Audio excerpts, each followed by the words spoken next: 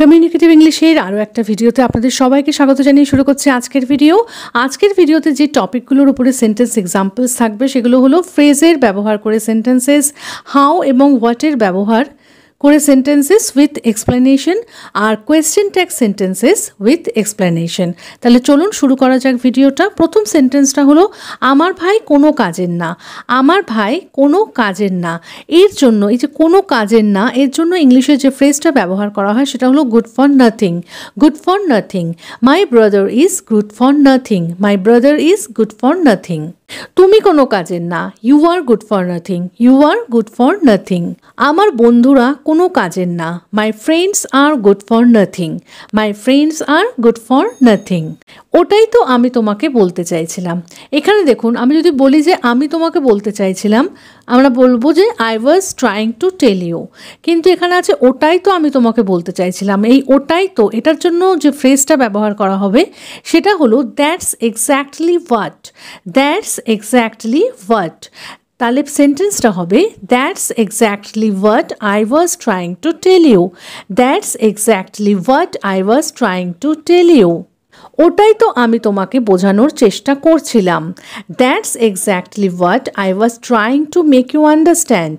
That's exactly what I was trying to make you understand. ওটাই তো আমি তোমাকে পড়িয়েছিলাম। That's exactly what I had taught you. That's exactly what I had taught you. এটাই তো আমি তোমাকে বোঝাতে পারছি না।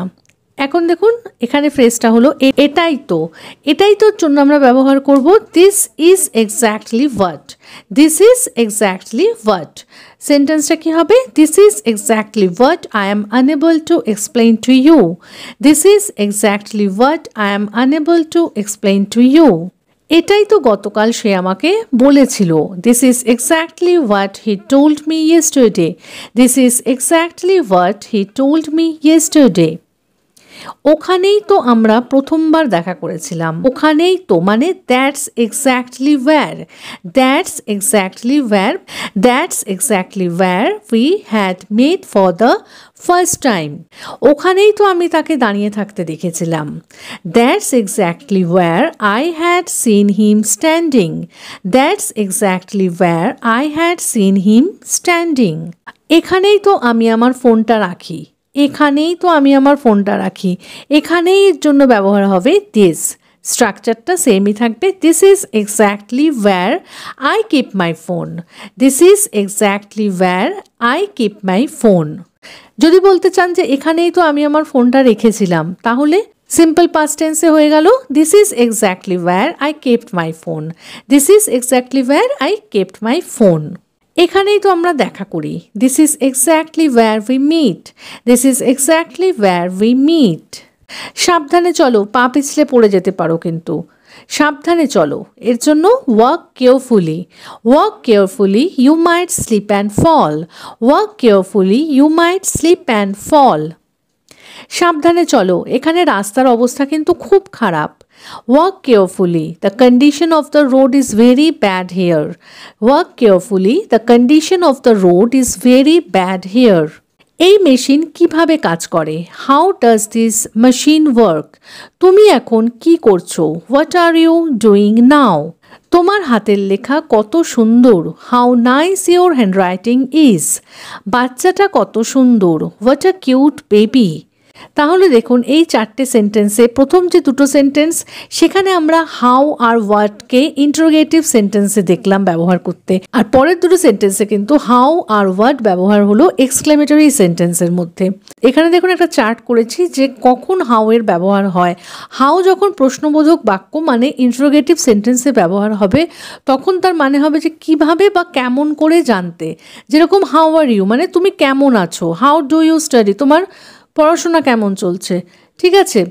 আর আমরা যখন বিস্ময়বোধক বাক্যে মানে এক্সক্লেমেটরি সেন্টেন্সে হাউ এর ব্যবহার করি তখন এর ব্যবহার হয় গুণ বা অবস্থা বোঝাতে বা কোনো আবেগ প্রকাশ করতে, ঠিক আছে। যেরকম হাউ সুইট শি ইজ, সে কি মিষ্টি, ঠিক আছে। How cold the weather is, আবহাওয়াটা কি ঠান্ডা। সেরকমই দেখুন হোয়াটের ব্যবহারটা যেটা হয় সেটা প্রশ্নবোধক বাক্য মানে ইন্টারোগেটিভ সেন্টেন্সে কি এটা জানার জন্য এর ব্যবহারটা করার হয়। বাক্যের শেষে বা বাক্যের প্রথমে যখন কি আসে, যে তোমার নাম কি, কি করছো, এই ধরনের কথাগুলো যখন বাক্যের শেষে বা প্রথমে যখন কি কথাটা আসে, সেটা মানে আমরা কোনো কিছু যখন জানতে চাই তার জন্য কিন্তু আমরা হোয়াটের ব্যবহার করি। যেরকম হোয়াট ইজ ইউর হবি, তোমার শখ কি, হোয়াট ডু ইউ ওয়ান্ট, তুমি কি চাও।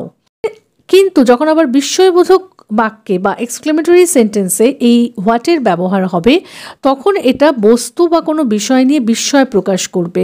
যেরকম হোয়াট আ বিউটিফুল ড্রেস, জামাটা কি সুন্দর, হোয়াট অ্যান এক্সাইটিং ম্যাচ।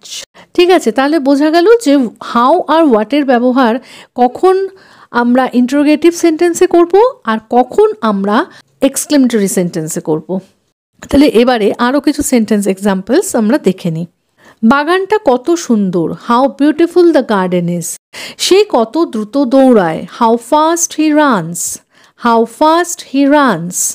তুমি ভাত কিভাবে রান্না করো, how do you cook rice, how do you cook rice. এই খাবার কত সুস্বাদু, how delicious this food is, how delicious this food is.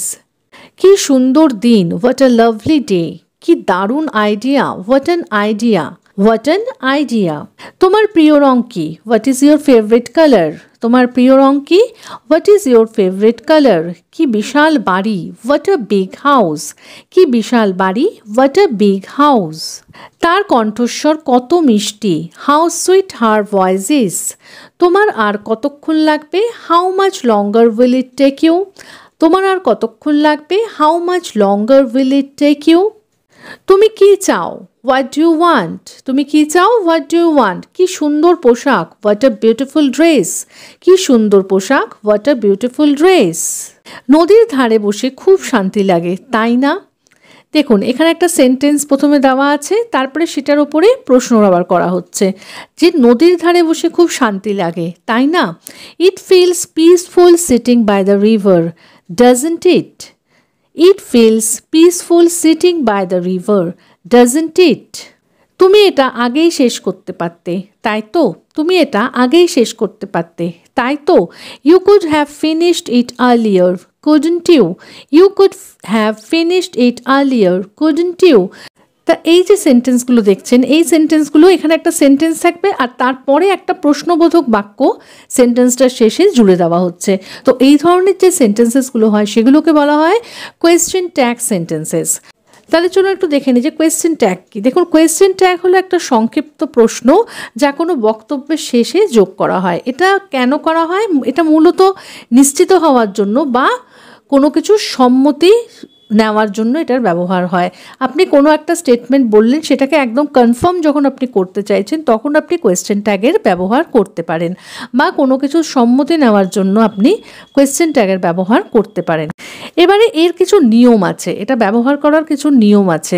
যেরকম ধরুন যদি বক্তব্যটা পজিটিভ হয়, যদি আপনার স্টেটমেন্টটা সেন্টেন্সটা পজিটিভ হয় তাহলে কিন্তু নেগেটিভ ট্যাগ হবে, তাহলে কিন্তু কোয়েশ্চেন ট্যাগ যেটা হবে সেটা নেগেটিভ হবে। আর যদি বক্তব্যটা নেগেটিভ হয় তাহলে কোয়েশ্চেন ট্যাগটা পজিটিভ হবে, সেটা আগে সেন্টেন্সে আপনারা দেখলেই বুঝতে পারবেন। আর এটা যেটা হবে যে মূল বাক্যে যে helping verb is, am, are, was, will, do, does এগুলো যে থাকবে, এগুলো যখন থাকবে সেটাই কিন্তু কোয়েশ্চেন ট্যাগে গিয়েও ব্যবহার হবে। এবারে কিছু সেন্টেন্স এক্সাম্পলস তাহলে দেখে নিই। সে একজন পরিশ্রমী ছেলে, এখানে বুঝুন সেন্টেন্সটা কি আছে, পজিটিভ সেন্টেন্স, যে সে একজন পরিশ্রমী ছেলে, তাই নয় কি। ইংলিশটা কিভাবে হবে, he is a hard working boy, isn't he, he is a hard working boy, isn't he. সে একজন ভালো গায়ক, তাই নয় কি, he is a good singer, isn't he, সে একজন ভালো গায়ক, তাই নয় কি, he is a good singer, isn't he. আমার আজই এটা শেষ করার দরকার নেই, আমার আজই এটা শেষ করার দরকার নেই, তার মানে এখানে বোঝা যাচ্ছে যে দরকার নেই মানে এটা হলো একটা নেগেটিভ সেন্টেন্স। তার পেছনে লাগছে তাই না, তার মানে আমার এটা শেষ করার দরকার নেই মানে I don't need to finish this today. যেহেতু এখানে ডোন্ট আছে মানে ডু ভার্বের নেগেটিভ ফর্মটা আছে, আমরা কোয়েশ্চেনটাকে বলবো do I, I don't need to finish this today, do I. আমি কখনোই সময় মতো আসি না, তাই না? I am never on time মানে আমি কখনোই সময় মতো আসি না, তাই না? Am I? তাহলে আশা করি ভিডিওটা ভালো লেগেছে। আর ভিডিওটা যদি ভালো লেগে থাকে তাহলে প্লিজ একটা লাইক করে চ্যানেলটাকে সাবস্ক্রাইব করে কিন্তু পাশে থাকার জন্য অনুরোধ রইল। এরকমই আরও অনেক ভিডিওর জন্য কিন্তু চ্যানেলটা সাবস্ক্রাইব করে নিন। আর দেখা হচ্ছে পরের দিনের ভিডিওতে এরকমই আরও অনেক সেন্টেন্সেসের সাথে। Till then take care, bye bye, thanks for watching.